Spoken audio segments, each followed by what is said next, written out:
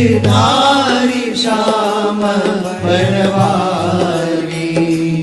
अब कोई न सहारा बिनु तेरे, नंदलाल सावरिया मेरे। हो अब कोई न सहारा बिनु तेरे, नंदलाल सावरिया मेरे। हो अब कोई न सहारा बिनु तेरे, गोपाल सावरिया मेरे। अब कोई न सहारा बिनु तेरे, गोपाल सावरिया मेरे। नंदलाल सावरिया मेरे, नंदलाल सावरिया मेरे। ओ गोपाल सावरिया मेरे, गोपाल सावरिया मेरे। अब कोई न सहारा बिनु तेरे, अब कोई न सहारा बिनु तेरे। ओ अब कोई न सहारा बिनु तेरे, अब कोई। श्री गुरु चरण सरोज रज निज मनु मुकुरु सुधारी। बरनउ रघुबर विमल जसु, जो दायकु फलचारी। बुद्धिहीन तनु जानिके, सुमिरौ पवन कुमार। बल बुद्धि विद्या देहु मोहि, हरहु कलेस विकार। जय हनुमान ज्ञान गुण सागर, जय कपीस तिहु लोक उजागर। रामदूत अतुलित बल धामा, अंजनी पुत्र पवन सुत नामा। महावीर विक्रम बजरंगी, कुमति निवार सुमति के संगी। कंचन बरन विराज सुबेसा, कानन कुंडल कुंचित केसा। हाथ वज्र और ध्वजा विराजे, कांधे मूज जनेऊ साजे। शंकर सुवन केसरी नंदन, तेज प्रताप महाजगवंदन। विद्यावान गुणी अति चातुर, राम काज करिबे को आतुर। प्रभु चरित्र सुनिबे को रसिया, राम लखन सीता मन बसिया। सूक्ष्म रूप धरि सियहि दिखावा, विकट रूप धरि लंक जरावा। भीम रूप धरि असुर संहारे, रामचंद्र के काज संवारे। लाय सजीवन लखन जियाए, श्री रघुबीर हरषि उर लाए। रघुपति कीन्ही बहुत बड़ाई, तुम मम प्रिय भरतहि सम भाई। सहस बदन तुम रोजस गावे, अस कहि श्रीपति कंठ लगावे।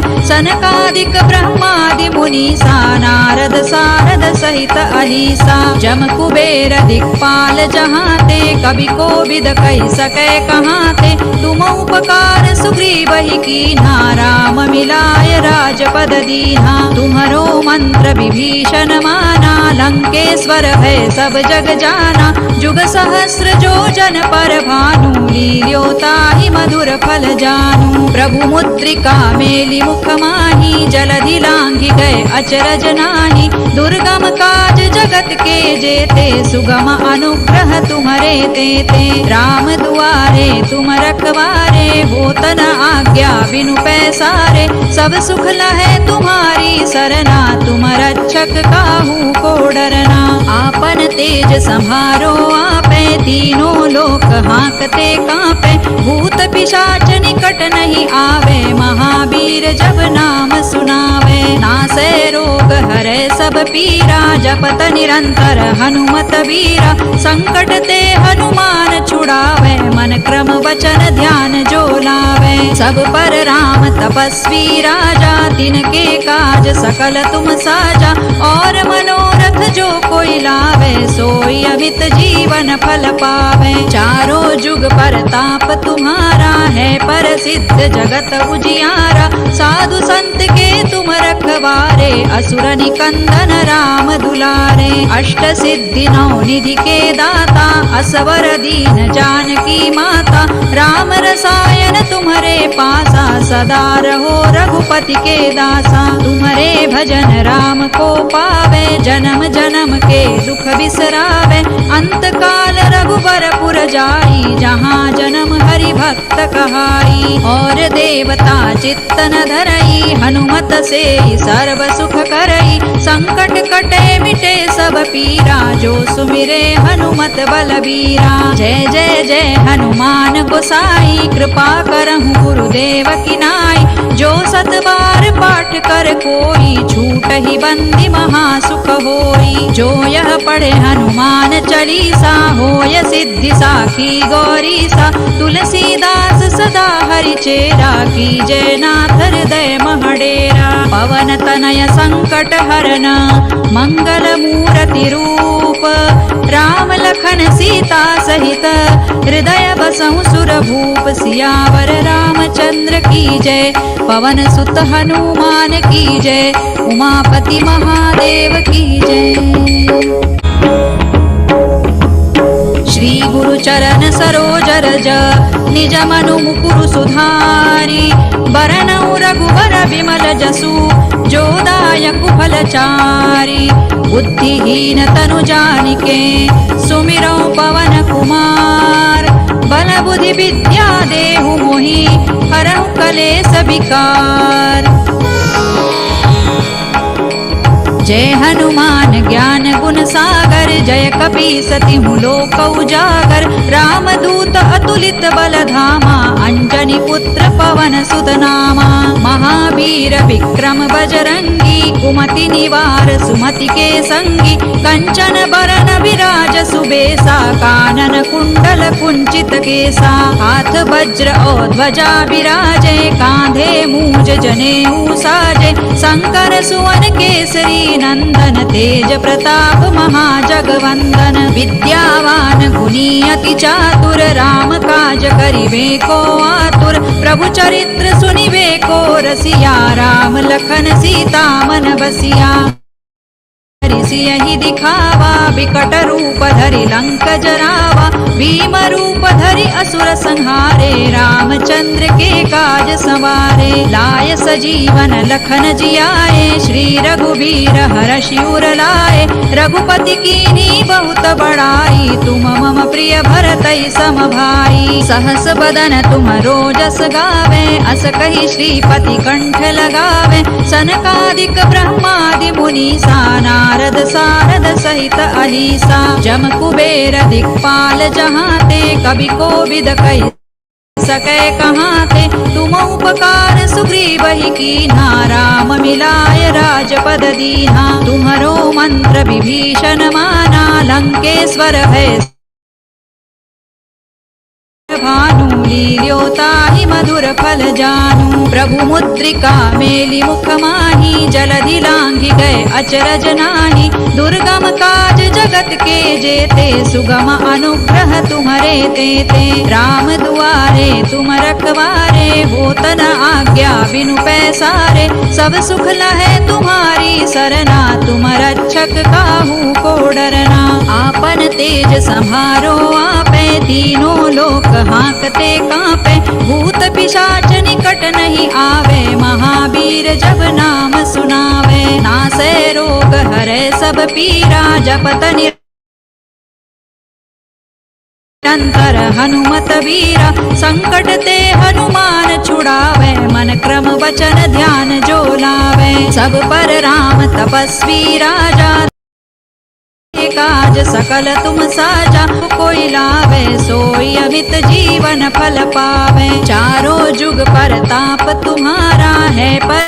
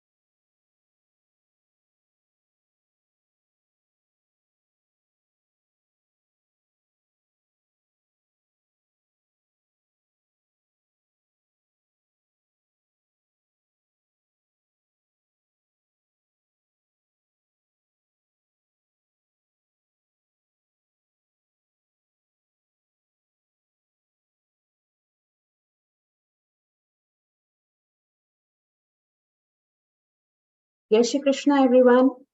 A very, very, very warm welcome to all you respected sadhaks to yet another interpretation session. Let us begin by bowing our heads and acknowledging the latent presence of Param Pujya Gurudev Swami Govind Dev Giriji Maharaj, whose grace has paved this beautiful divine journey of read Geeta, teach Geeta, and live Geeta. Prayer is the key of morning and bolt of the night. So let's begin this session with a prayer. For that, I call forward B. Padma Didi, who is from New Delhi and is a homemaker. She loves chanting shlokas and doing creative work. She joined Geeta Parivar in May of 2022 and is currently giving her seva as a tech support. She's a truly very, very supportive Sevi who is ready to help everybody at all levels. Welcome, Didi. Jai Shri Krishna. Jai Shri Krishna, Didi. I am starting prayer. Vasudeva Sutandevam Kamsa Chanuramardhanam Devaki Paramanandam Krishnam Vande Jagadgurum Shri Krishnam Vande Jagadgurum. Jai Shri Krishna. Jai Shri Krishna Di, thank you so much for this beautiful beginning. Give me oil in my lamp, keep me burning, burning, burning.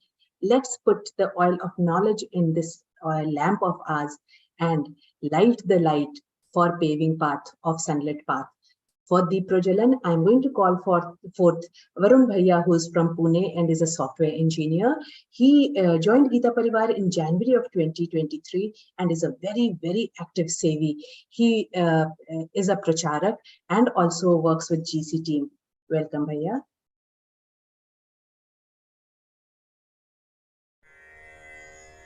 निषिद्धैरप्येभिर्लुलितमकरन्दो मधुकरैः करैरिन्दोरन्तश्छुरित इव सम्भिन्नमुकुलः विधत्तां सिद्धिन्नो नयनसुभगामस्य सदसः प्रकीर्णः पुष्पाणां हरिचरणयोरञ्जलिरयम् शरदिन्दुनिभां शुभ्रवस्त्रैरलङ्कृतां कलहंसकृतावासां वरदां शारदां नुमः. Wow, what a beautiful, amazing darshan of the Vigraha, Bhaiya. Thank you so much in this well-lit atmosphere. Now let's focus on the interpretation session and let's call forward our very, very respected Vikas Vaidya Bhaiya to throw light on the 7th Adhyay of Geeta Ji. Vikas Bhaiya is a BE and PGDMA. He has been NRI for more than 12 years, but he has carried India in his heart all through the world. He has traveled the world and now owns an IT company based in Pune. Bhaiya is a polyglot who can speak more than 5 languages, and he recites 18th Adhyay of Geeta Ji every single day for last 5 years. He is a trainer for all levels and is involved in trainers selection and training of trainers of all levels in Geeta Parivar. He also teaches Vishnu Sahasranam. Welcome, Bhaiya.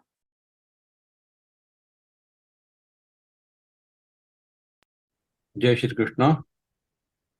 Vasudeva Sudandevam Kamsachanuramardanam Devaki Paramanandam Krishnam Vande Jagadgurum.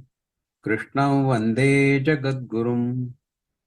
पूज्य स्वामी जी के चरणों में कोटि कोटि नमन. We are studying Adhyay 7th. Last time we had covered Shlok up to 10.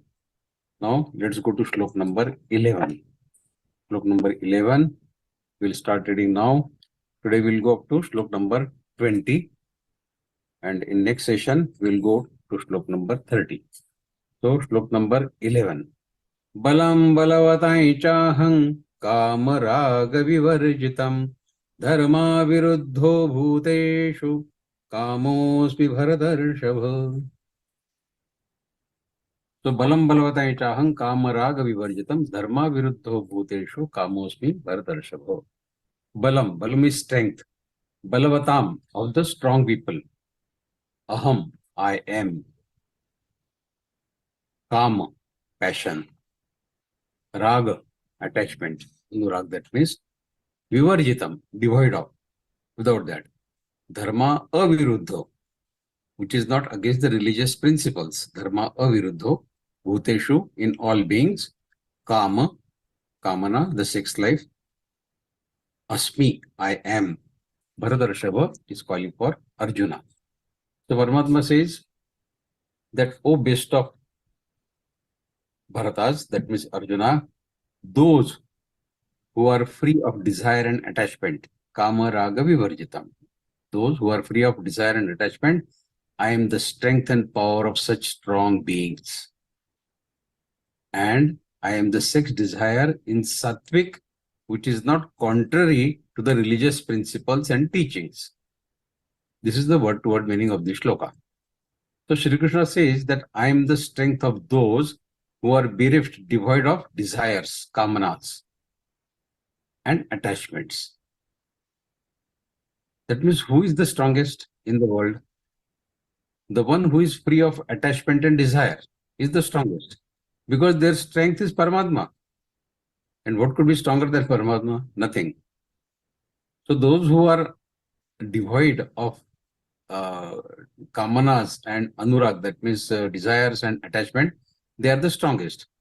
So just being physically strong or mentally strong is not enough.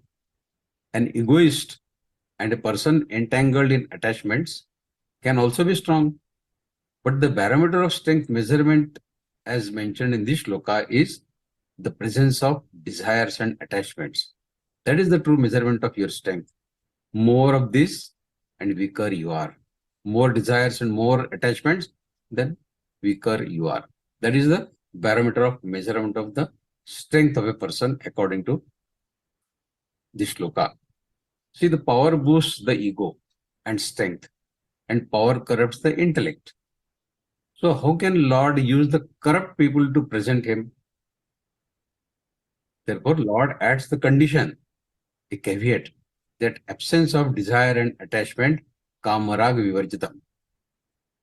For example, power of wealth is there, but accompanied by humility. Then that is Paramatma. Power of politics is there, but accompanied by compassionate heart. Krishna says, I am the strength of such strong people and carry out my divine work through them. And if you want to see me, where should you look for me? In such beings, in those individuals who have the desire in accordance with dharma, righteous action, which uplifts your spirituality, while staying unattached. Who are these people around us? Look at Modi ji or our Pujya Swami ji.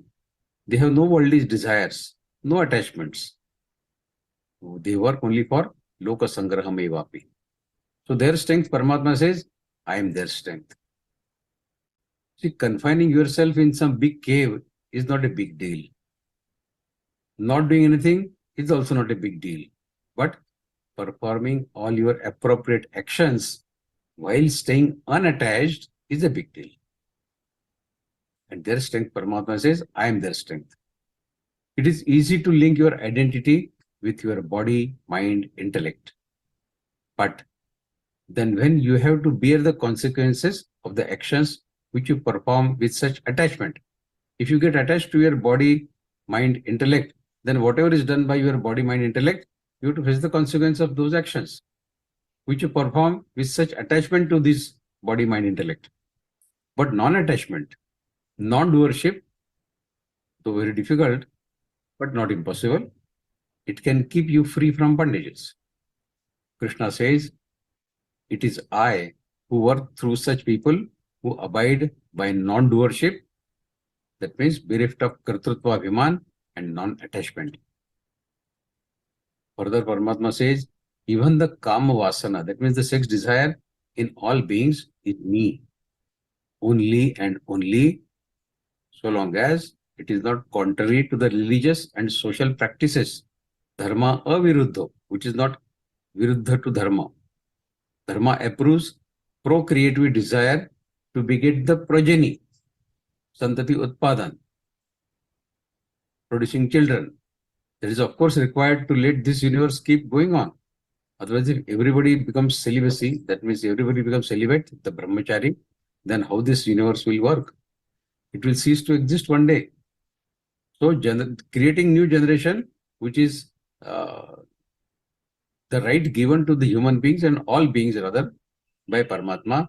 Paramatma says, if your intention is praja utpadan, then I am your strength. I am the kam bhavana for santati utpadan.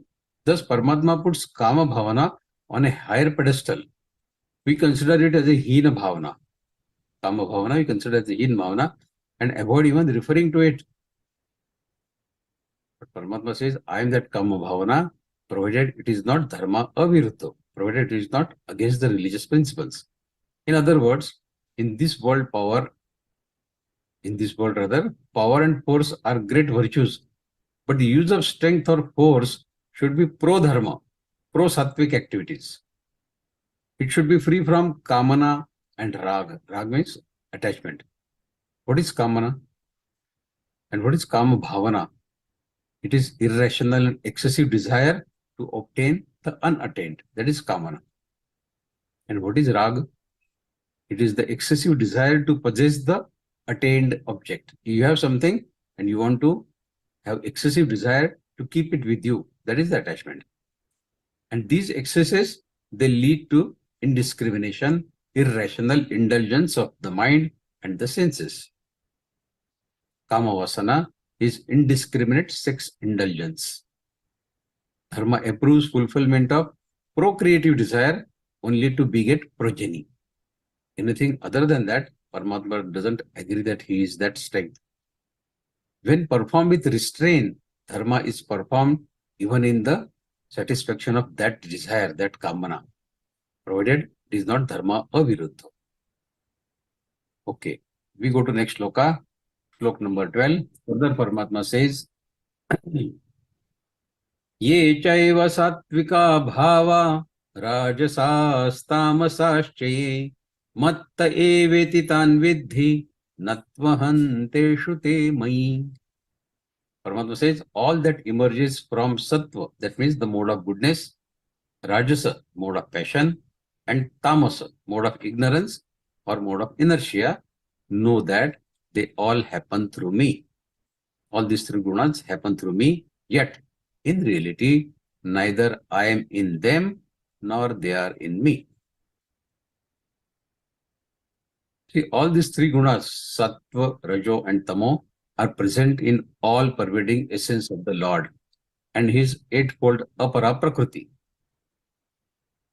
ashtadha prakriti, which we discussed in the last session. So thus you cannot say that only sattva guna is in God and other two gunas, rajasi and tamasi, they don't constitute, they come from somebody else. Who is that somebody? There is no other than God. So even the rajasi and tamasi, they come from Paramatma only. Ye chaiva sattvika bhava rajasas tamasaschaye. It means that in the entire universe, all the gunas, that means the attributes of things and actions, they evolve from the God. He is the root, the support, the base, the eliminator of all those. So a man should have inclination towards him rather than to the mode of goodness or mode of passion or mode of ignorance. This inclination towards God will lead him to liberation, while inclination towards the modes, be it mode of goodness or mode of passion or mode of ignorance, that means to gunas, it will lead him to the bondages. This is the difference. You see something beautiful, something very good, you get attached to that object. Don't do that. Paramatma says, you get attached to me because of me, that guna has come in that particular thing. So instead of getting attached to object or person, you get attached to Paramatma, not to his gunas. Gunas of that particular individual rather. Natvaham teshrute mai. They are not in me and I am not in them, of these three gunas. See, if these gunas were in God, they would have never changed or disappeared, because God never changes. No change takes place in God. So these gunas also would have never changed or disappeared, but we see them changing and disappearing many times. Sometimes we are sattvic, sometimes we are rajasi, sometimes we are tamasi. So they keep on changing and disappear sometimes. And if God was in them,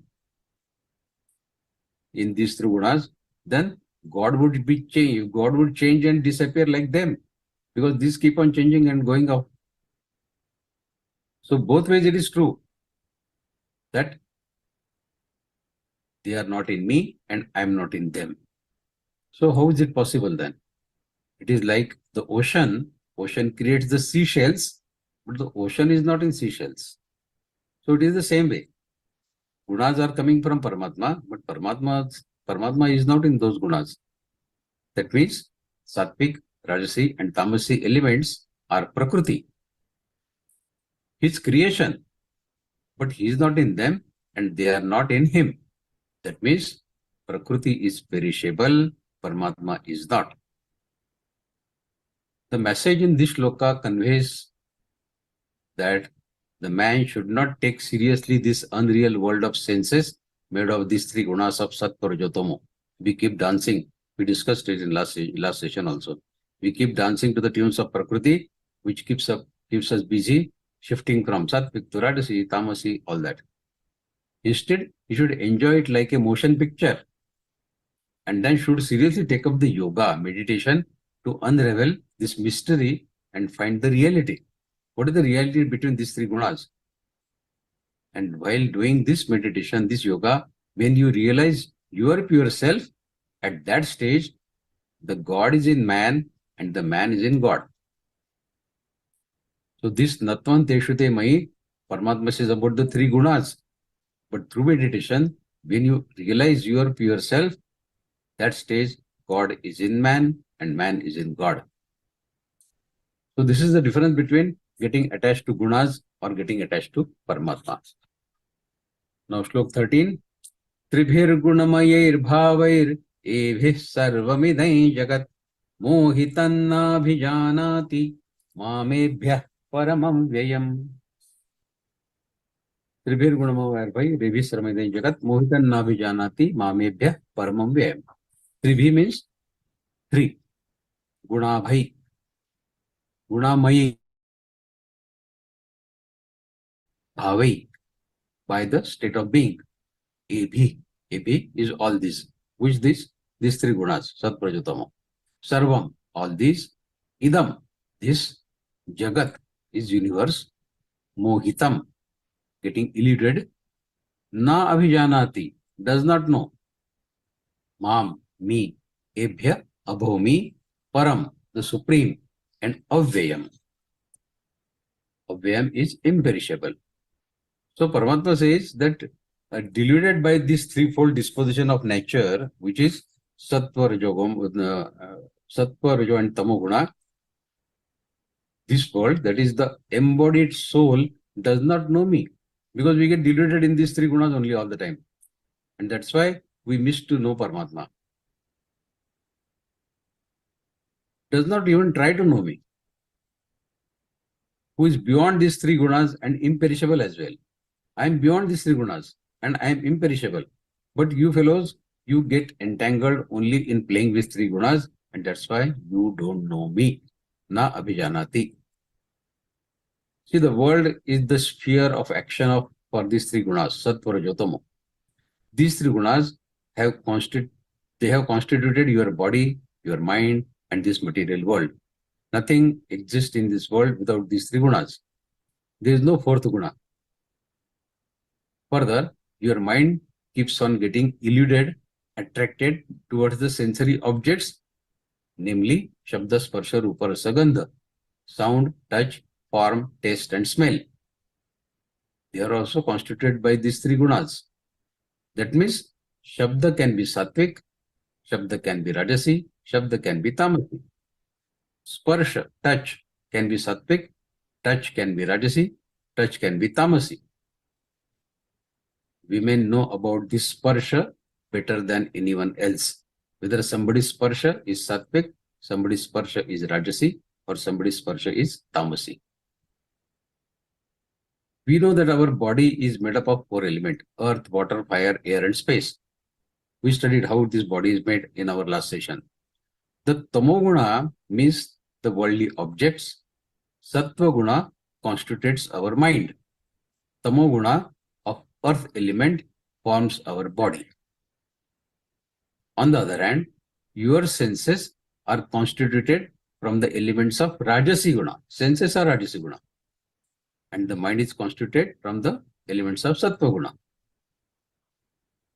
Suppose imagine I have a flower in my hand. I don't have at the moment. Suppose imagine I have a flower in my hand.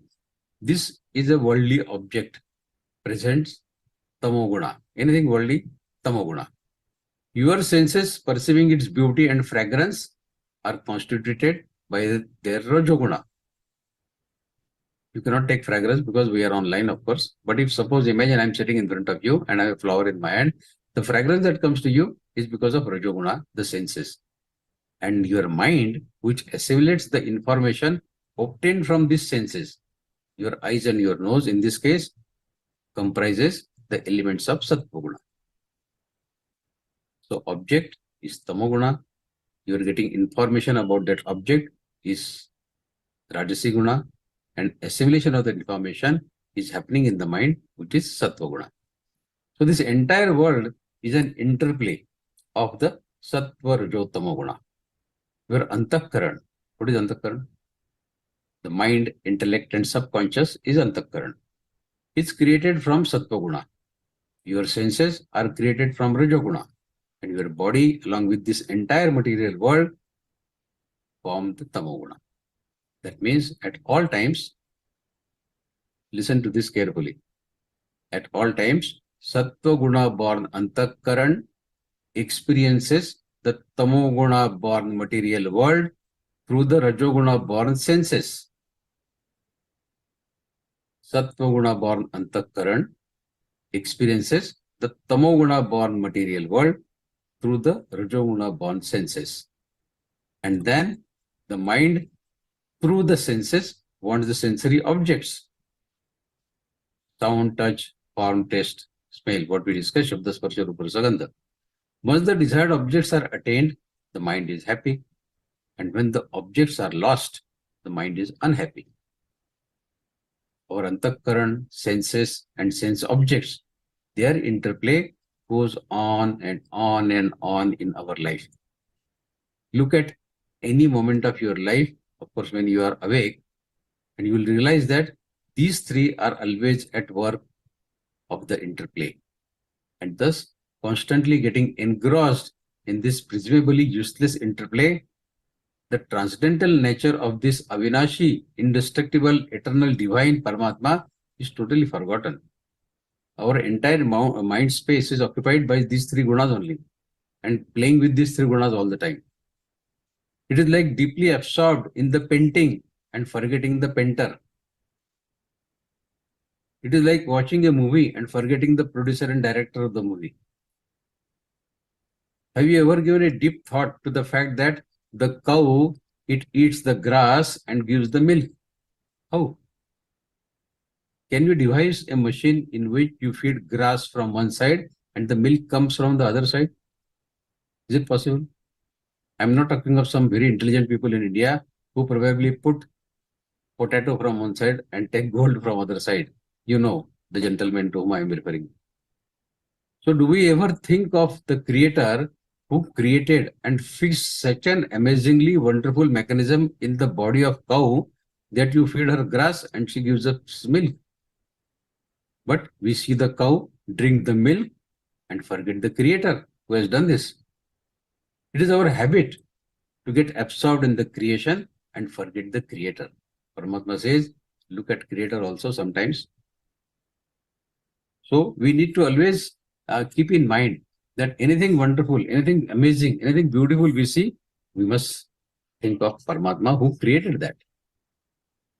Next shloka. Daivi hesha gunamai mama maya duratyaya mameva ye prapadyante maya metantarantite. Further, Daivi. Daivi means spiritual. Isha is this gunamai, consisting of three gunas, three modes. Satprajatamo, Prakriti, Mama, my, Maya. Maya is deluding and illusionary energy of Paramatma. Duratyaya. Duratyaya, very difficult to overcome, very difficult to cross over. Mama, to me, Iva is definitely, certainly Prapadyante. Prapadyante is to surrender. Maya metam, this illusionary energy, Maya of Paramatma, taranti, taranti to overcome, to cross over. Te means they. So Paramatma says, this divine illusion of mine, that means Maya, consisting of three gunas, Satpurajatamo, of the Prakriti. So Paramatma says, whatever the Satpurajatamo is there, created by Prakriti, it is my Maya only. And you keep playing with my Maya and you forget about me.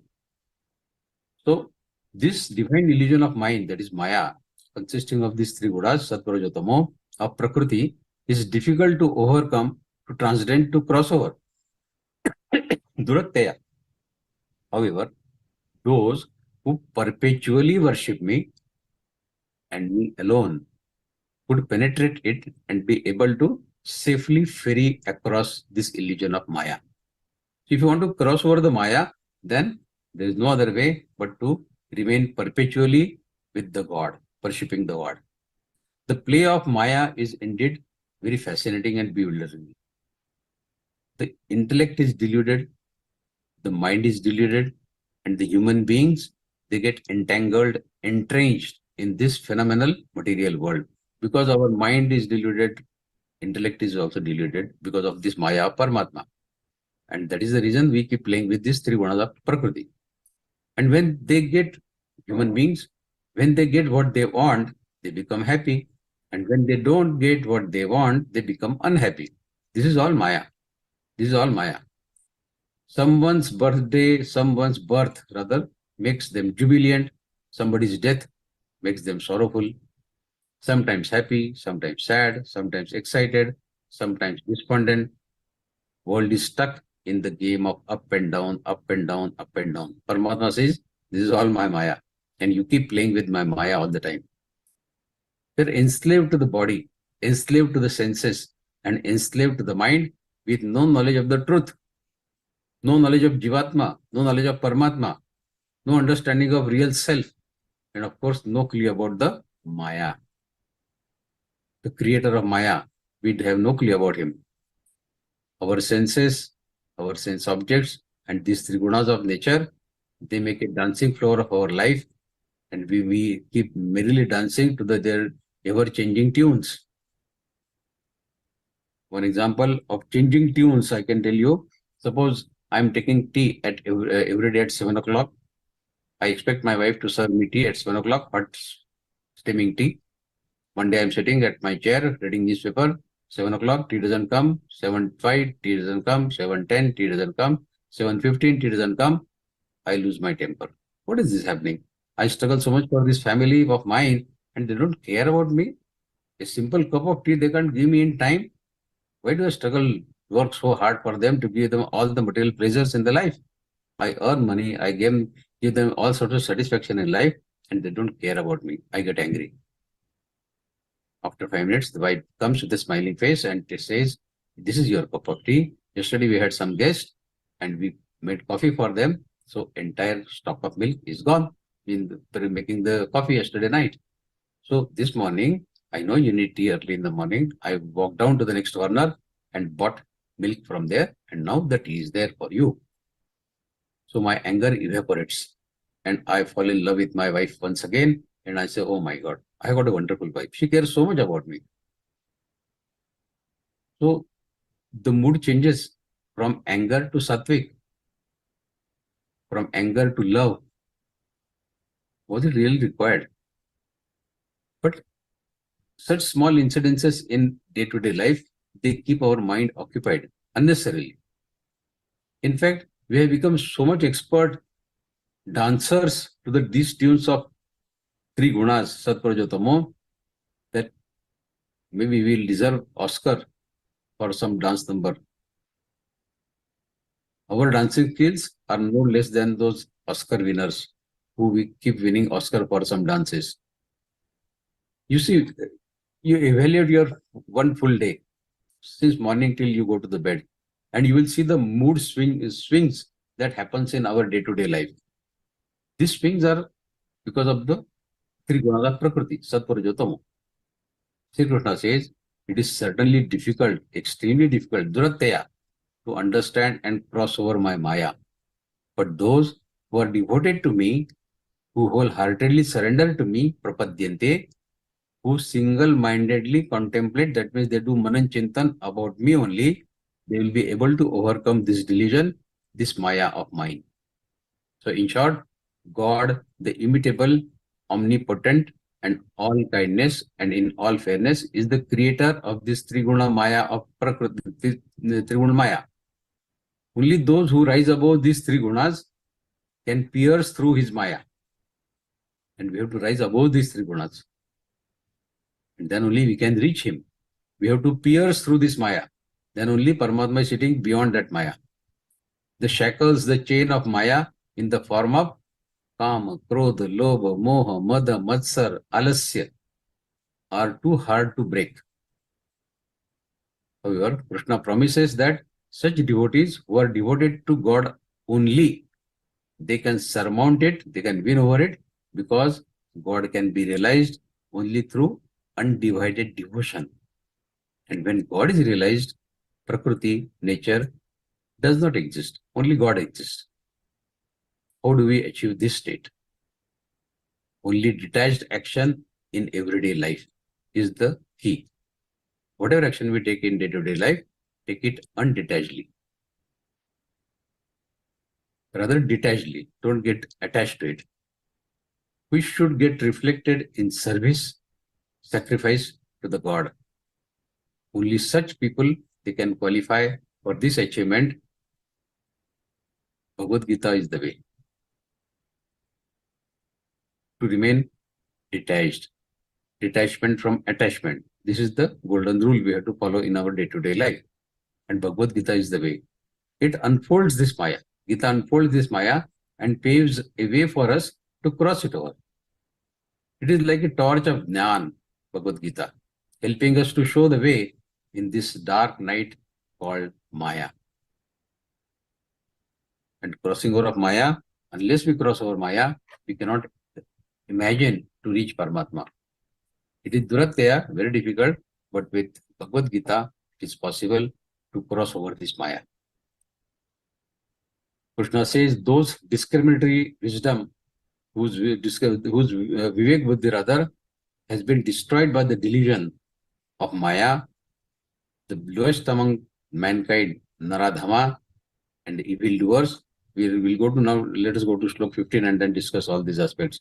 So Shlok 15, Paramatma says, Naman dushkritino mudha prapadyante naradhamaha mayaya parutadnyana asuram bhavamashritaha. Now, who Paramatma says, those who surrender to me, they can ferry over, they can cross over this Maya and they can reach me. Then why everybody doesn't surrender to Paramatma? Paramatma has given us the way. You surrender to me, I will help you to cross over my Maya. But then why everybody doesn't surrender? Paramatma says, who doesn't surrender to him? No, means not Mam, to me. Dushkrutin, the miscreant, the papis. Mudha, foolish. Prapadyante is to surrender. Naradhama, the lowest in character among mankind. Naradham. Maya, by Maya. Aparad. Aparad is to steal, stolen. Jnana, whose knowledge. Asuram, demonic. Bhavam, nature. Ashritaha, to take shelter, to accept. So, in Shloka 14, Shri Krishna said, those who take refuge in me alone, they cross over this divine illusion of mine, Maya. Then why all beings don't follow this advice of Paramatma? God clarifies that in this shloka.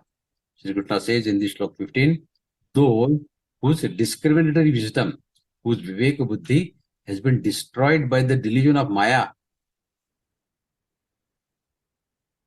those who are lowest among the mankind, Naradham, the evildoers, Dushkritin, and the utterly foolish, Mudha, and all those having succumbed to their own demonic ways, Asuri Pravritti, they don't take refuge in me, they don't seek me. So if we don't take refuge in Paramatma, then we fall in one of these categories. That is what indirectly it means.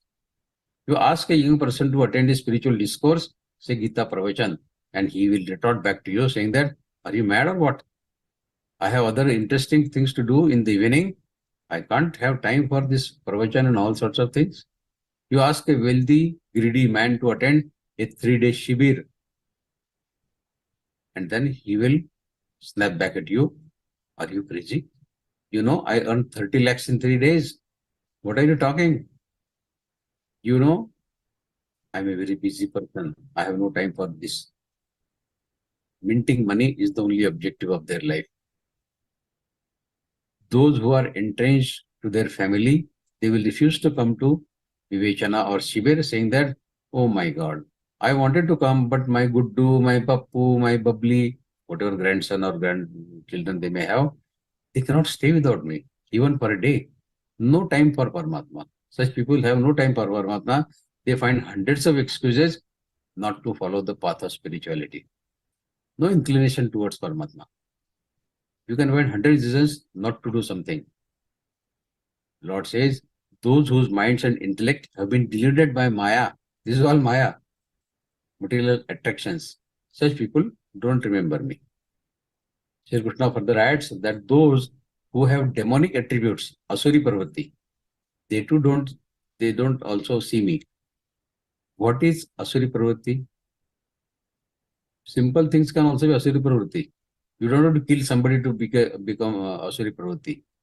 Eating excessively, sleeping excessively, indulging excessively in sense gratification is Asuri Pravritti.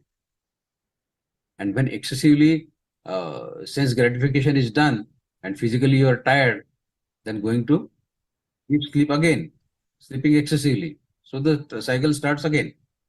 No time, no thoughts to spare for Paramatma. So this is a huge waste of very precious human life. So who does not take refuge in Paramatma? The ignorant and foolish, who are perpetual slaves of greed and lust, neither having any knowledge of Paramatma nor bothering to even know him.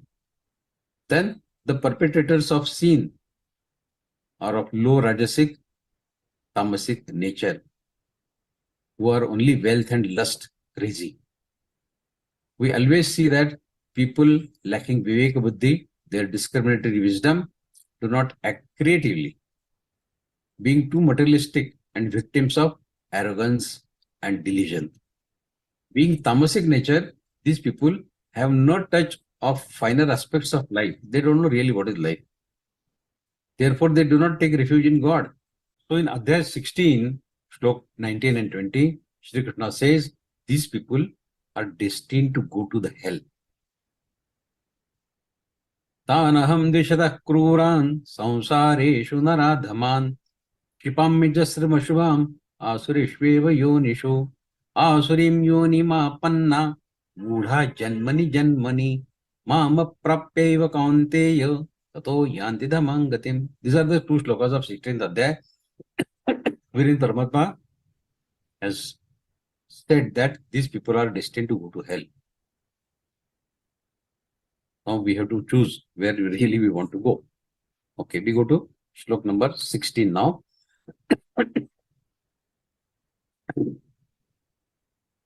Now, in the earlier shloka 15, Paramatma said, who does not worship Paramatma? Who doesn't have faith in Paramatma? Who doesn't seek Paramatma? Now, in 16th shloka, Paramatma will say, who is coming to me? Who is my devotee? Chaturveda bhajante mai Jana Sukriti no Arjuna Arto Jidnyasurartharthi Jnani cha Bharatarshava. In 15th sloka, Shri Krishna said that the evildoers, Dushkritina, having embraced demonic nature, Asuri Pravritti, they don't take refuge in me. Then who takes refuge in Paramatma? It is explained by Paramatma only in this sloka. Arjuna, 4 kinds of virtuous men, persons take refuge in me and are devoted to me. The seeker of wealth, Artharthi. His interest is Artha. Artha is money, wealth. The distressed one, that means Artha. The inquisitive seeker of knowledge, that is Jidnyasu. And 4th category is those having great wisdom, Jnani. So Paramatma has clarified that his devotees, they come in 4 categories. Artharthi, Artha, Jidnyasu and Jnani. The first are those who seek material wealth to fill the void of discontentment. My neighbor has 2 cars, I have only 1 car, I want 1 more car.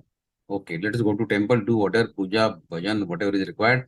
Beg to Paramatma, please, please, please, Paramatma, I do everything that you want me to do. Please give me another car. Krishna says, such people worship me not because they seek me, but because they want fulfillment of 1 or more of their desires from this world of Maya. The other category is of those who are distressed by some or the other sorrow in their life. Such people, they remember God only when some calamity falls upon them, and thus they frequently visit temples to seek God's favor, to remove their miseries in life. But Kunti, the mother of Pandavas, she would always say that, Krishna, please continue to give me the grief, the sorrow in my life. Don't give me happiness only all the time. I don't want that. I don't want it because I remember you more and more when I am in grief, I am in sorrow. So there are devotees, strange devotees like this also, who ask for sorrow from Paramatma. Everybody is asking for happiness. There are devotees who ask for sorrow. In fact, these 2 types of devotees, that means Artha and Artharthi, are found most frequently in temples and places of worship, because they seek either wealth, fulfillment of some desire, or taking care, removing of some misery in the life.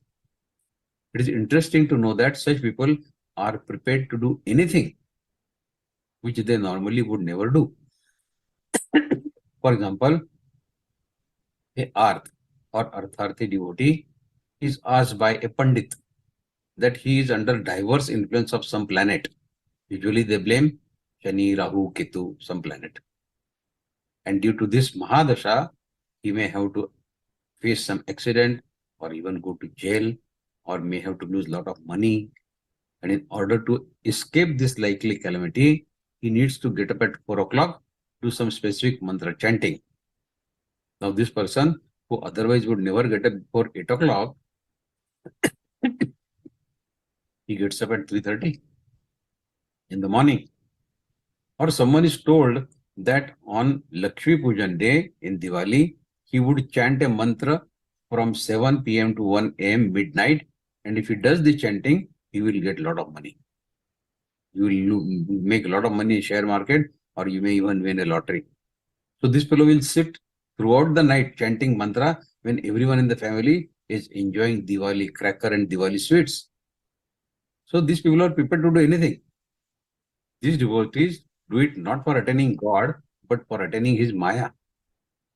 The only thing that goes in favor of these devotees is that they have deep faith in God. But whatever is my demand, they firmly believe that whatever they want, only and only their God can give them. Like our Prime Minister always says, even my opposition people, they know that karega to yahi karega. Dega to Modi dega. So likewise, people, these devotees, they believe that whatever I want, giver is only God. God only can give me this. The third category is the inquisitive, that means Jidnyasu, seeker of knowledge. The one who has the real desire to know the real essence of God. He has the desire. The inquisitive nature, this fellow neither has the desire to acquire anything from material world, nor does he seek removal of his miseries in the life. All he wants to know is God and worships God with that intention only. He is a jitnyasu. The fourth category is the jnani, wise, who has known the real essence of God. He already knows. Who has realized his pure self, whose ignorance has been shattered already. When the burkha, the veil of delusion, has been lifted, yet he continually abides in the remembrance of God. That is a jnani bhakta. A small story about these four categories of devotees. Four brothers were playing, four boys were playing in the garden of their front yard. Just then their father came with 4 mangoes. At the sight of mango, one of the sons strongly requested and asked for mango. I want mango, I want mango. Second started crying loudly for the mango. Both were given the mangoes by their father. The third one only looked at mango, and the fourth one continued his play without bothering, without even having a look at mangoes. The father, of course, he gave 1 mango to each of them. These are the 4 categories. First one, who immediately went to father and asked for it, is Artharthi. Second one, who started crying for mango, is Artha. Third one, who did not bother about it, he only looked at it, is Jitnyasu. What my father has brought, he wanted to know. And fourth one, who did not even bother what he has brought, is a Jnani. So these are the 4 categories of devotees. Paramatma says, they worship me. So Dushkriti no, they don't worship me, but Sukruti no, Chaturveda Bhajante Mai, Sukruti no Arjuna, they worship me. Next shloka. Teshai jnani nityayukta eka bhaktir visheshyate priyo hi jnananotyartham aham sajama priyaha. Paramatma says further that these people, Chaturveda Bhajante Mai Jana Sukruti no Arjuna, Artho Jitnyasura Artharthi Jnani Cha Bhartarshava, out of them, Tesham, out of these 4 categories, Jnani, the one who has the wisdom, Nitya Yukta, always engaged on Eka Bhakti, only one devotional service, Vishishyate, he is special, he is superior. Jnani is superior. Priya, very dear. Jnani Nam, to the person of wisdom. Aham, I am. Mam, to me. Priya, dear. So Paramatma says, the one who is unceasingly established in me, in oneness, me and he are same. That is what he feels. Who is always devoted to me, such a jnani is incomparably supreme. I am very dear to such a jnani and he is very dear to me. Teshai jnani nityukta eka bhaktir vishishate priyo hi jnananurtatam aham sachama priya. He is dear to me, I am dear to him. Mutual. He is the wisest who wholeheartedly and single-pointedly seeks God. Among 4 kinds of devotees, Artha, Artharthi, Jitnyasu and Jnani, the sage who acts with one-minded devotion is closest to the God. That devotee has an unconditional love. He loves God without any selfish motive, without any business-like agreement. I will pray for you, you give me this in return. I will do this puja for you, you give this me in return. Between the jnani, wise devotee, and the God, there is a deeper exchange. That exchange is of love and affection.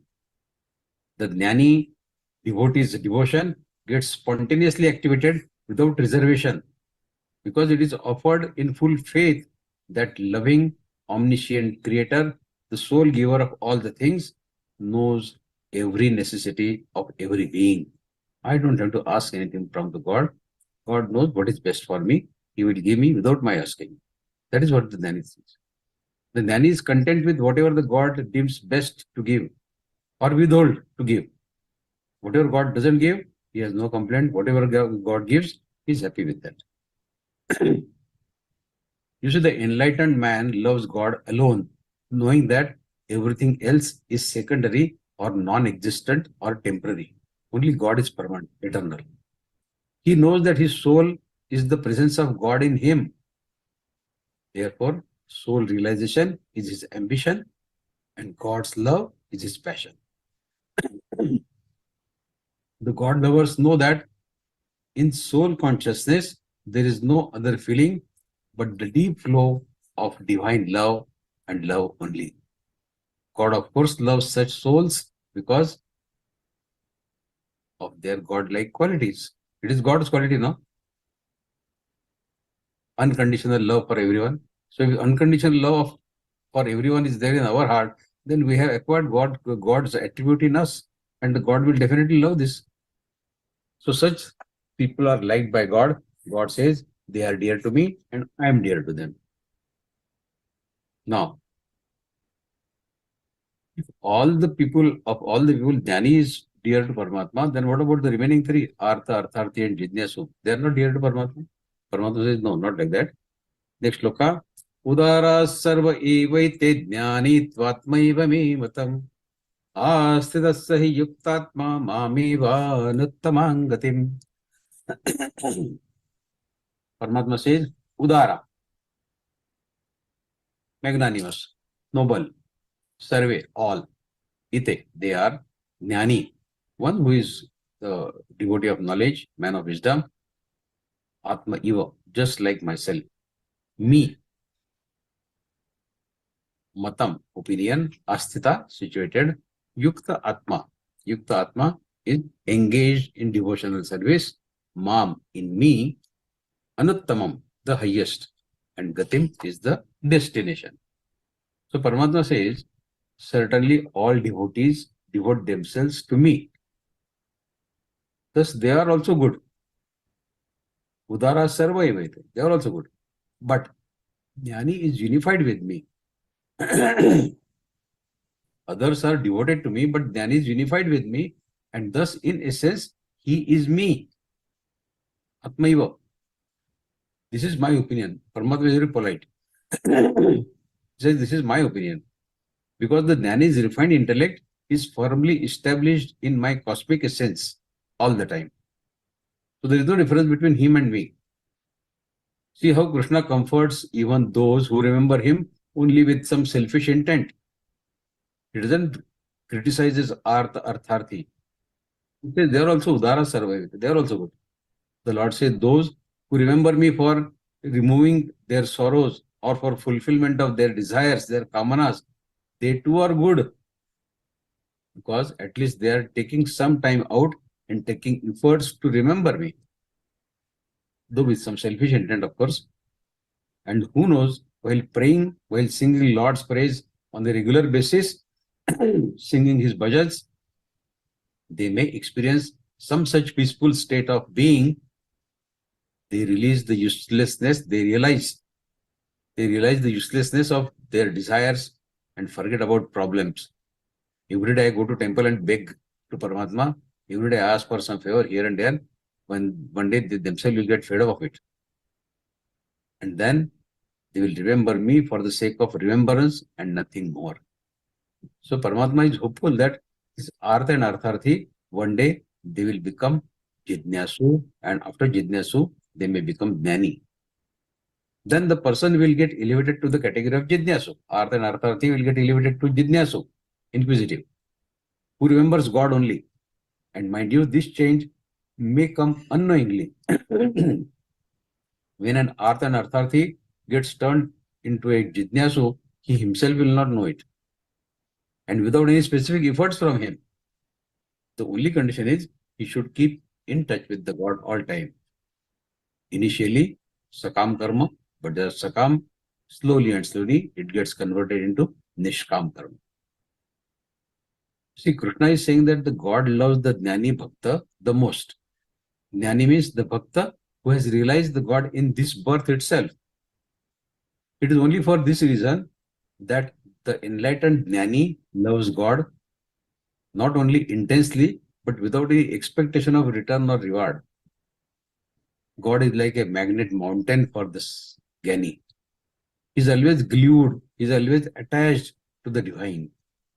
Other devotees, they are also dear to the God, though they may be praying for some wish fulfillment, desire fulfillment.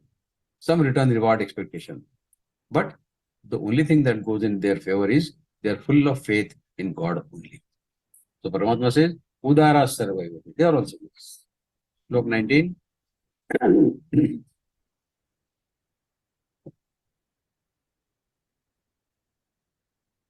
Bahunai janma namante jnanavan mam prapadyate Vasudevas sarvamiti samahatma sudurlabha.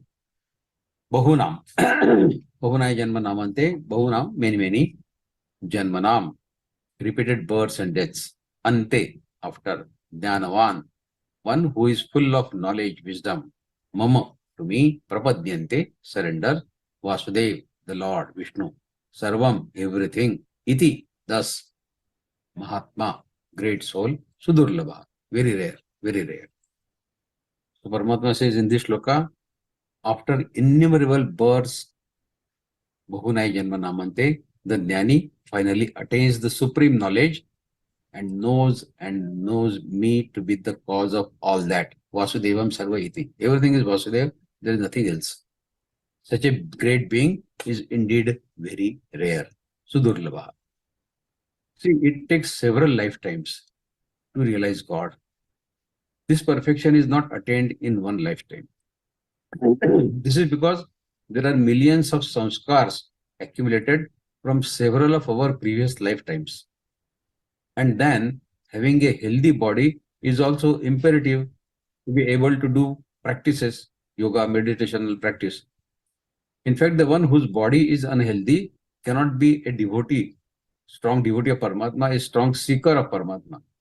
And you cannot have a healthy body if you do not follow the rules of Yam and Niyam. What is Yam? Yam includes non-violence, ahimsa, truthfulness, satyata, non-stealing, चोरी नहीं करना, non-hoarding, संग्रह वृत्ति नहीं चाहिए, and celibacy, brahmachari. And niyam includes cleanliness, austerity, self-study, swadhyay, contentment, and surrendering to God. So this yam and niyam, these rules are to be followed. It takes a lifetime to just follow the rules detailed in yam and niyam. Then some more time is needed for perfection of asanas, Hatha Yoga, Raja Yoga. Asanas and pranayam impart health not only to the body but to the mind as well. And their perfection needs another lifetime also. Then there is pratyahara. What is pratyahara? Withdrawal of senses from the sense objects, indriya nigraha. Then dharana. Dharana is disassociation of mind from the senses. Disconnect the mind from senses. Senses on their own, they don't do anything. It is the mind which asks them to do something. So, disassociation of mind from senses is dharana. And if these are not perfected, dhyan, dharana, if dharana is not perfected, pratyahara is not perfected, yam and niyam are not followed properly, how will you move to the stage of dhyana? Dhyan is the last stage. And without dhyana, how can you attain the state of samadhi? That is the ultimate. So to reach to samadhi, you have to follow all these steps. And they may take many lifetimes. So one life goes in purifying the antakaran, another goes in perfecting asanas, yet another goes in perfecting pranayama, and so on and so on and so on. And the first 20 to 30 years of each life, time passes away in sensory gratification. That means sadhana does not even start until later in the life. Look at our own lives. Have we started doing sadhana yet? And not to forget that the last 10 to 15 years are to be written off for unhealthiness of the body. We don't know when we'll fall sick in the last 10 to 15 years and whether we'll have the enough strength, enough energy, enough memory, enough mental strength to worship, to do sadhana of Paramatma. So how much time one has in one lifetime? First 20, 30 years are gone. Last 15, 20 years are gone. What is left then? It must be understood that attending Geeta classes and Vivechan Satras, it does not amount to sadhana. This is not sadhana we are doing. Sadhana entails purifying and disciplining your mind, your intellect, and leading an equanimous, calm and composed life. That is sadhana. Moreover, there has to be a goal in your life, and you need to work relentlessly, diligently for attaining that goal. That is sadhana. In order to obtain, say, butter from the curd, you need to churn the butter continually. If you churn for a while and stop for some time and churn again and stop again, churn again, stop again, this way you will never get the butter from the curd. Similarly, getting up early for a few days and performing some spiritual practice for a few days and then overcome by lethargy and inertia, you stop waking up early in the morning and give up the practice. Then again start, then again give up. This does not amount to sadhana. This is not sadhana. That is why Lord says it takes several lives to reach the concluding life when a person finally attains the highest knowledge. When Jnani realizes his self, he realizes God. Such a Jnani, he sees God and God alone in everything and every being. Vasudevam Sarveti. The Lord says, such a rare and blessed being is united with me, and there is no distinction between me and him. We are one. Probably at that stage, that Jnani says, Aham Brahmasmi. After many births, Bhuvanayi Janma Namante, it means that human birth being rare and precious, it is attained after many non-human births, must be used for God service, God love, and God devotion. Only such souls succeed in becoming Mahatma. In fact, human birth means possessing at least some minimum human virtues and not mere human body or human frame, where people, though they are human beings in frame, they behave like animals. A small story, how we can show this human quality in our day-to-day life. An army officer in his army dress, he hurriedly enters an hospital. The on-duty nurse, she takes that worried young army major to the bed of an old man. Your son has come, she says to that old man lying on the bed. She had to repeat these words over and over again because the old man was very sick and he could barely open his eyes. Due to the unconsciousness from the pain of the heart attack, he was hardly able to open his eyes and somehow managed to see the young uniform major standing outside the oxygen tent in which he was. The young major extended his hand. In order to convey his love and affection to the elder, the major went close to that old man and made an attempt to hug him carefully. And after this loving moment, the major held those old hands tightly in his young fingers and made him feel that, yes, I am here, I am with you. Seeing these touching moments, the nurse immediately brought a chair so that the major could sit down. Thank you, sister, that major said, and followed a polite acknowledgement. All the night, the young major sat there in the poorly lit ward, just holding the old man's hand in his hand, uttering many words of affection, love, strength, giving that old man some kind of strength. Several times in between, the nurse urged the major that, you too must be tired now, please take rest for some time. But the major politely turned down, saying that, no, I am fine here, I will keep sitting here only. Every time the nurse came to the ward, he remained oblivious to her arrival and to the noisy night in the hospital.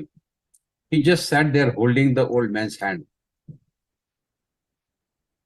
He always heard the majors muttering some kind of soft, sweet words to the elder, to that old man.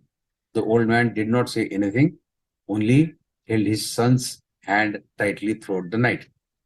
At the dawn, the old man passed away. The major let go his lifeless hand and went to inform the nurse that the old man has passed away.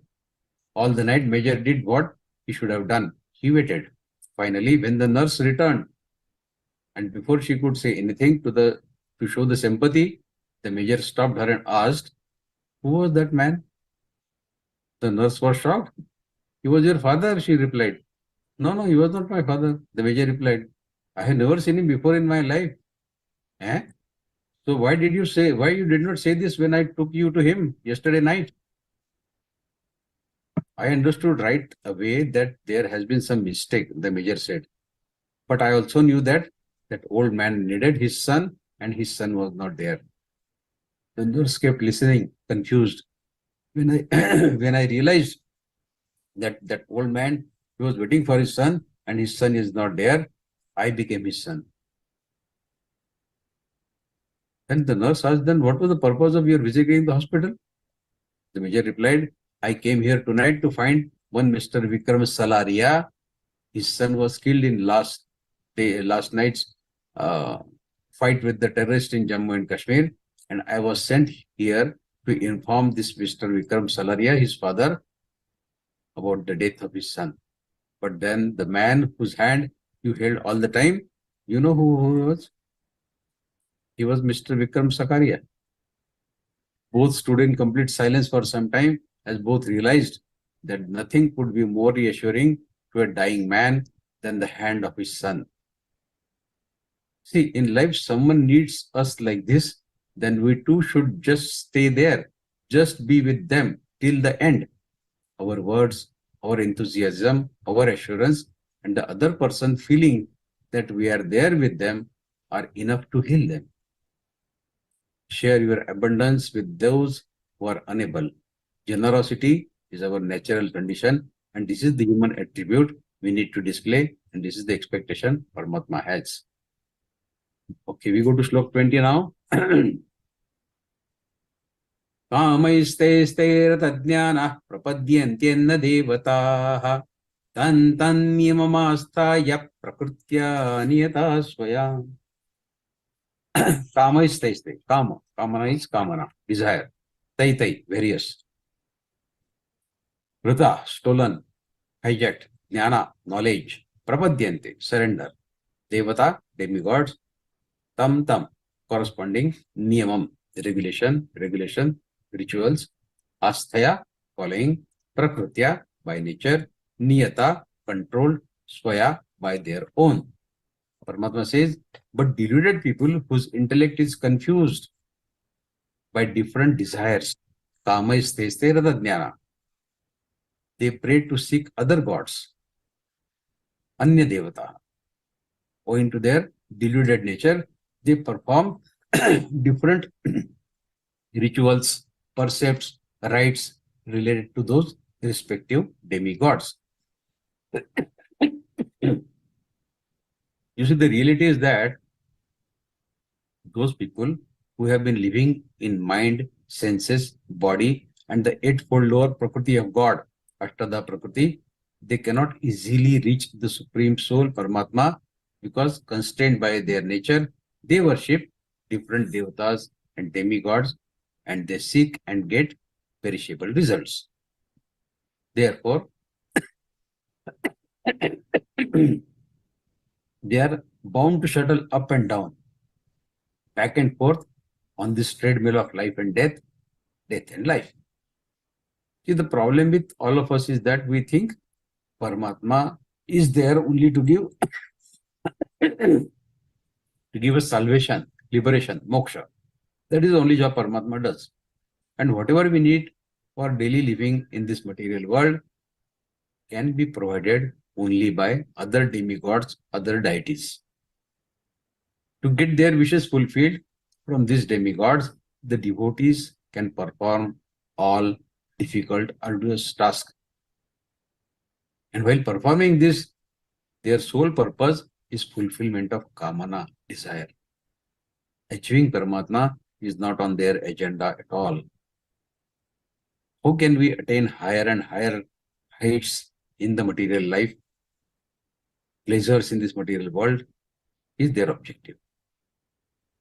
Their so-called Adhyatma is limited to this only. Shri Krishna is referring to such devotees in a little sarcastic manner in this shloka. It is wrong to worship the other deities. Paramatma says, Anya Devataha. So it is wrong to worship other deities, other demigods. No, that is not the purpose. That is not the intention of this shloka. The mistake by those devotees of other deities, other demigods, is that they consider their deities and God as different. You may worship any Maharaj, any Swami, or any deity or any demigod. If you see Paramatma in him, then there is no problem. But you consider, as it is, there is a Dvaita Bhav, that I am different, Paramatma is different. Now we had another third angle to it. I am there, my demigod, and Paramatma. So we are making things more complicated. If they see Paramatma in these deities, in the demigod also, then they can worship whomsoever they want, no issues. But creating this difference between you, your demigod, and Paramatma is making little things more complicated.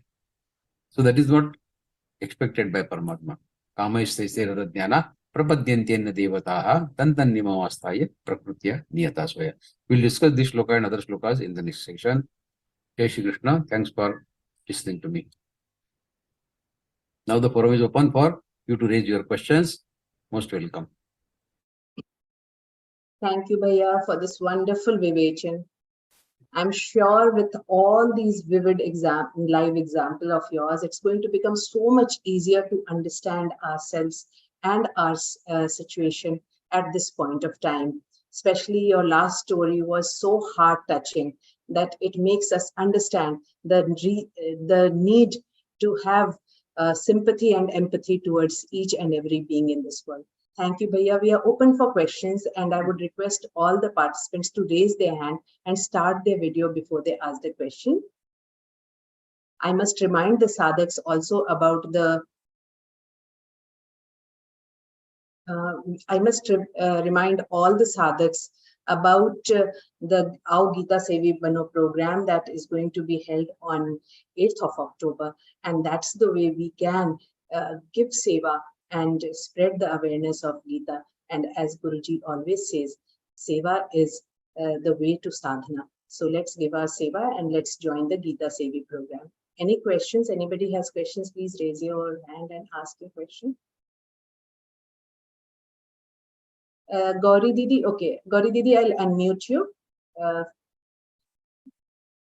Please unmute yourself, Gauri Didi. You have to go to the reaction section and raise your hand. Yes. Yes, Didi. I've gone there.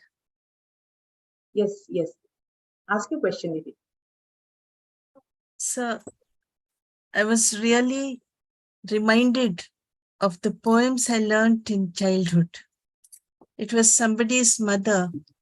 A boy comes out of the crowd and helps an old lady who wanted to cross the road.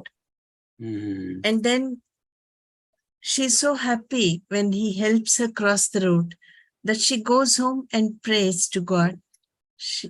He's somebody's son, oh God. Please see that he is rewarded by the service he did to me, somebody's mother.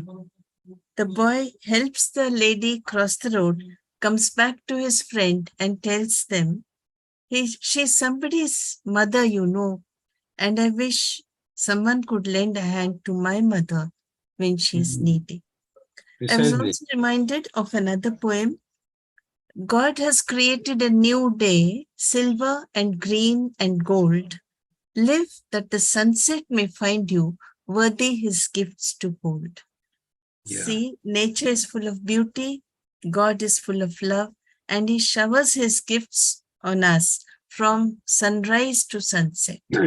If we use them properly, I'm sure, see, God wants us to use his gifts wisely, and he wants us to help other human beings who are in need. Right. I think Geeta also concludes with this kind of morals and characterization, and that is really very helpful to all of us who read and understand meaningfully. Right. Thank you so much, sir. See, this is the purpose of our reading and understanding the Gita, that we understand the attributes, the qualities of Paramatma, and try to imbibe at least a fraction of them in us. If Paramatma is saying, Mame Mamshu Jivaloke, I mean hearts of everyone, then as we discussed the story of that major, or you told the story of that boy helping an old lady, we see Paramatma in everyone. And if we start acquiring Paramatma's attributes in us, then we are closing on the distance between us and Paramatma. We are going closer and closer to him. And that is the purpose of learning Gita. That we close this distance between him, and instead of Dvaita Bhava, we come to an Advaita Bhava. Me and he are same.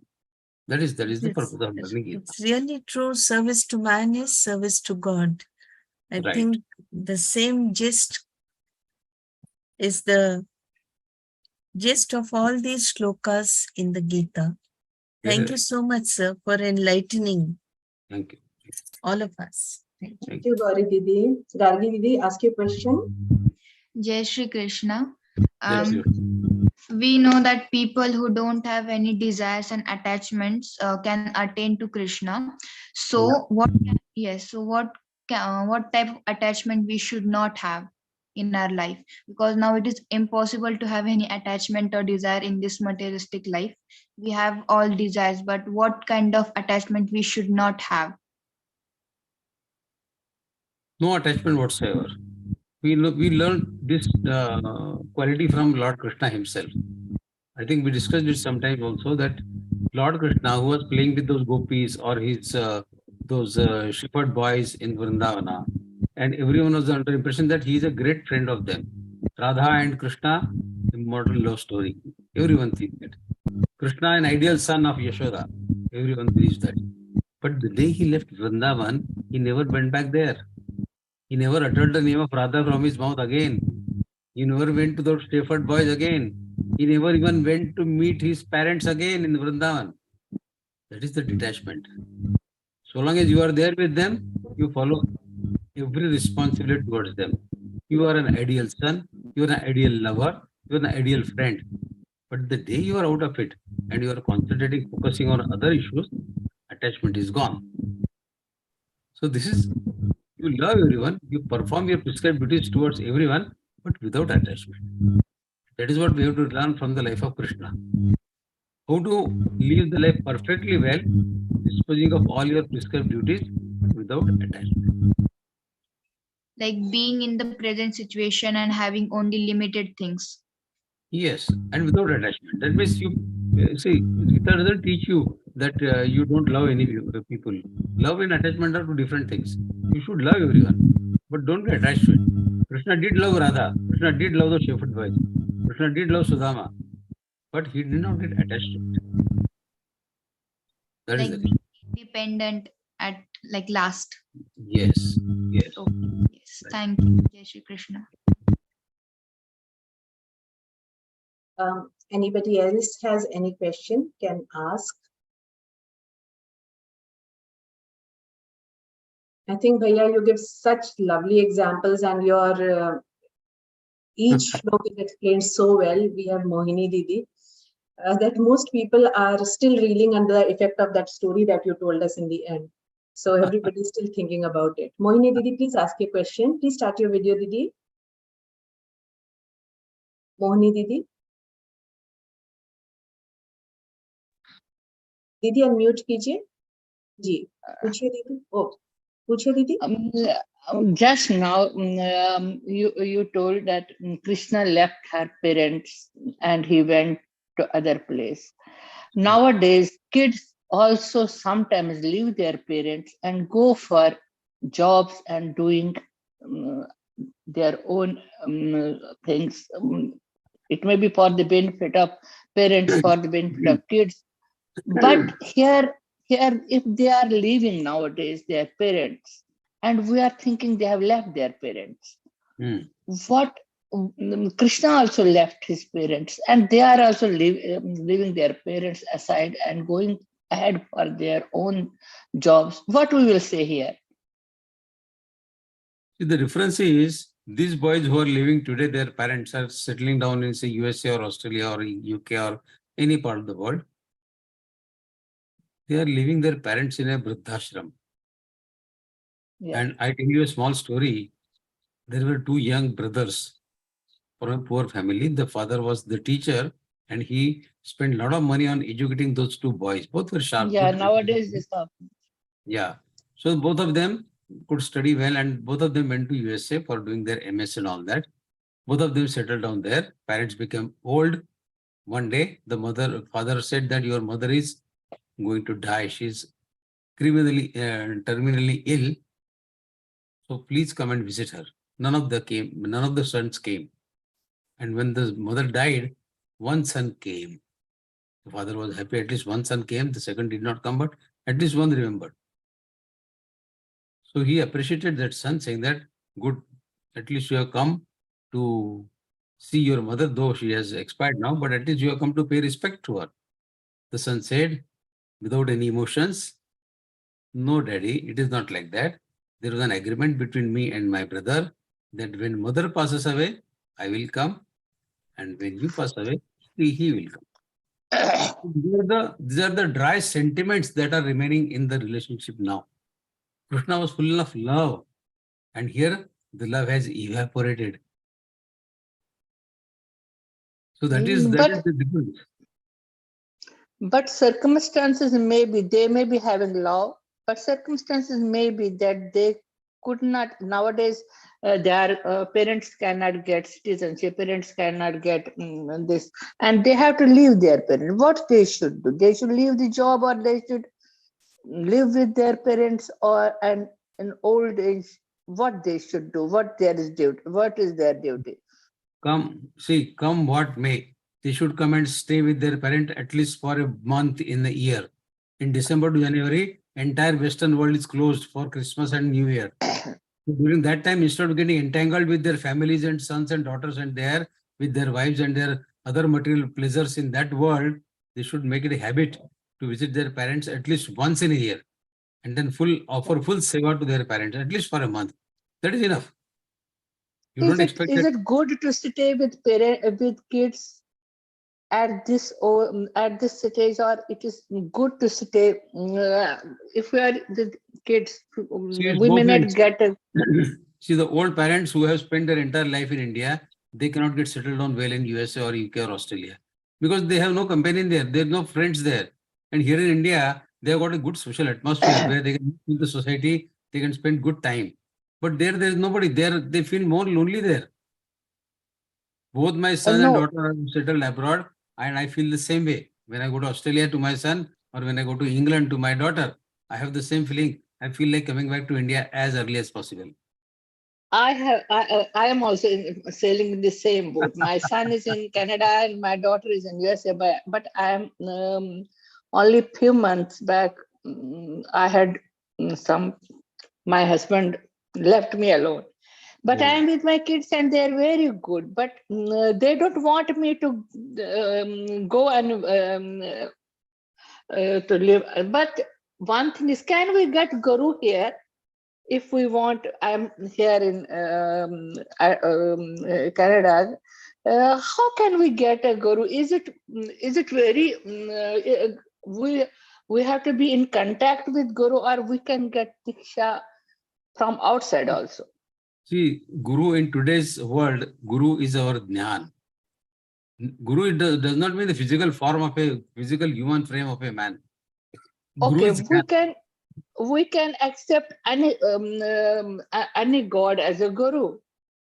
We can, but as I said, instead of worshipping any human being or any god as such, you should worship the Gyan.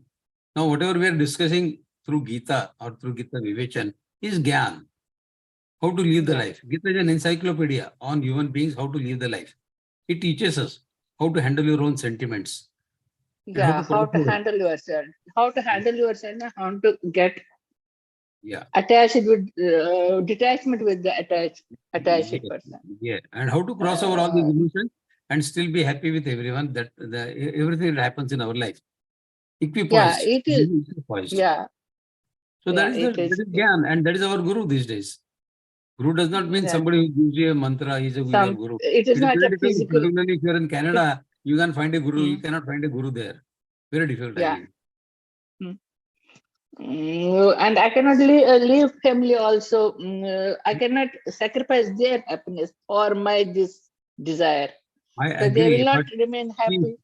But sooner or later, the focus should shift from attachment to our own self-development, knowing our real self. Yeah. I'm not nowadays. I'm not attached with them, but they may be they may be thinking that she should not remain alone. She this and that and that. It is their love for you.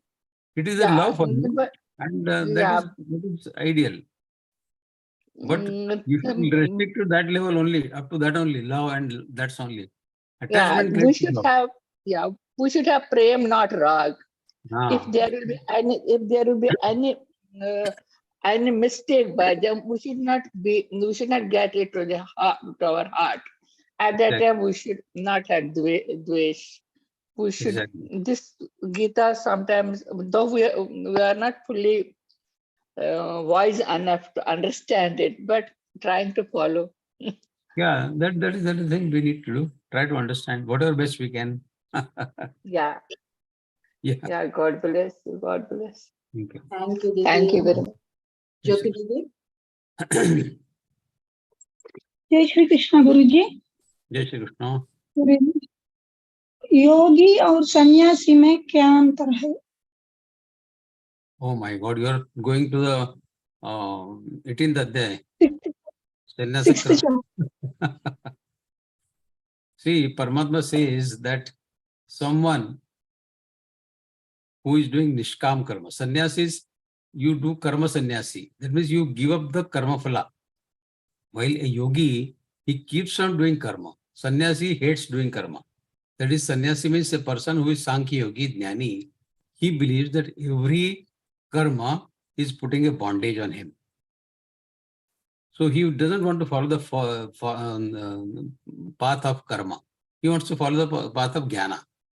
While a yogi, he wants to follow the path of karma, but while doing karma, he knows that every karma is putting a bondage on him. So he understands and follows the path of nishkam karma, doing every karma like an akarma, which you learn in third adhyay. Karmanya karmaya paschit akarmanya karmaya sabuddhiman manusheshu sayakta krasukrat. So every karma should become akarma. Akarma means a karma which does not put you under bondage. As I always say, walking through the mud, but without getting mud stuck to you. That is nishkam karma. Karma, every karma is a mud. You have to walk through the mud because karma you cannot avoid. All embodied people, they cannot avoid the karma. That is what Geeta also teaches us. Nai dehavrata shaktin tyaktum karmanya sheshata. Dehavrata, we are dehadhari people. We cannot avoid karma. We cannot avoid karma. But while performing karma, how to remain unbondaged with the karma, that is the technique which we should learn from Geeta. We cannot become sannyasi. We cannot live this, our day-to-day life, our family. We are living in a family, we are all family people. And Geeta is for family people. Krishna was a family man, Arjuna was a family man. One family man is telling to another family man. And for the entire world, which is mostly family people only. So this is for we people only, to understand from this, that even while living in the family, we can follow Geeta, principles of Geeta, and attain the moksha. That is why following Nishkam Karma Yoga, you cannot avoid karma. दूसरा प्रश्न है, ज्ञान और विज्ञान में अंतर क्या है? ज्ञान और विज्ञान. Jnana or Vijnana. Jnana is about your self-realization. Knowing yourself, knowing Paramatma, knowing Jivatma is Jnana. And employing that Jnana in living your day-to-day life is Vijnana. Knowing self, knowing Paramatma is Jnana. And how to employ that knowledge while living in the universe, while living in the society, while living in day-to-day life, with your family, with your friends, with society, applying that knowledge, that Jnana in your day-to-day life is Vijnana. So Jnana is something inside, Vijnana is in your external actions. Okay. Yeah. Thank you. Thank you, Didi. Thank you. I hope everybody's question is answered. Thank you, Bhaiya, for this amazing session. It was beautiful. Your story will remain with us throughout the week and we'll be wanting more when we join you next week. This is going to bring us towards the end of our session, and I will fail in my duty if I do not thank all the Sevis working behind the scene to make this session a success. Our tech team, our IT team, and our anchoring team, all the people working selflessly and relentlessly to put this session together. Thank you all, our wonderful Sevis. Rest of you also, you can become Sevis. Please do join on 8th October and attend the Aao Geeta Sevi Bane session. Now I will call forward Arun Angashu Bhandari Bhaiya for offering this entire session to lotus feet of Lord Krishna. Bhaiya is from West Bengal and is a maths teacher. He joined Geeta Parivar in 2021 and has been serving as a tech support for all levels. Welcome, Bhaiya.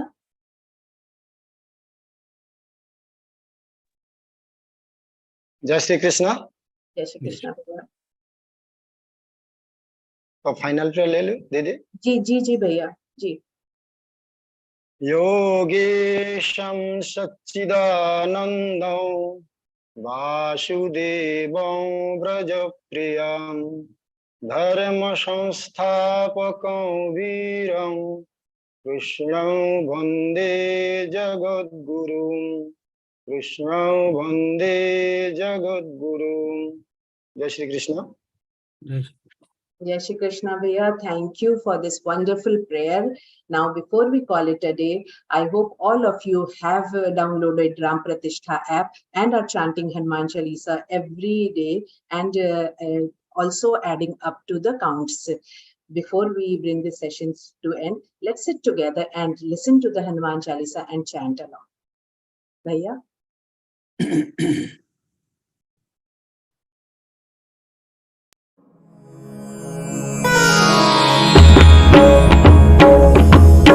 Shri गुरु चरण सरोज रज निज मनु मुकुरु सुधारी बरनउ रघुबर विमल जसु जो दायकु फलचारी बुद्धिहीन तनु जानिके सुमिरौ पवन कुमार बल बुद्धि विद्या देहु मोहि हरहु कलेस विकार।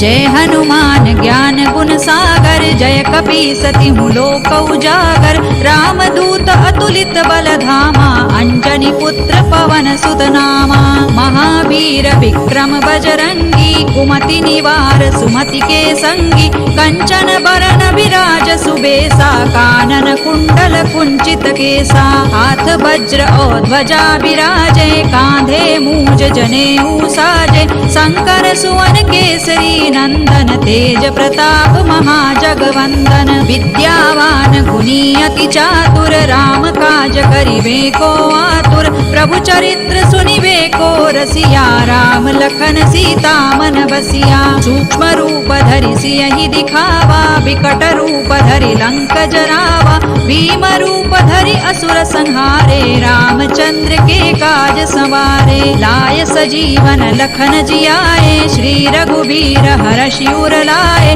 रघुपति कीन्ही बहुत बड़ाई तुम मम प्रिय भरतहि सम भाई सहस बदन तुम रोजस गावे अस कहि श्रीपति कंठ लगावे सनकादिक ब्रह्मादि मुनीसा नारद सारद सहित अहिसा जम कुबेर दिक्पाल जहाते कवि कोविद कहि सकै कहाते तुम उपकार सुग्रीवहि कीन्हा राम मिलाय राजपद दीन्हा तुम्हरो मंत्र विभीषण माना लंकेश्वर है सब जग जाना जुग सहस्र जो जन पर भानु लील्योताहि मधुर फल जानू प्रभु मुद्रिका मेलि मुख माही जलधि लांघि गए अचरज नाही दुर्गम काज जगत के जेते सुगम अनुग्रह तुम्हरे तेते राम दुआरे तुम रखवारे होत न आज्ञा बिनु पैसारे सब सुख लहै तुम्हारी सरना तुम रक्षक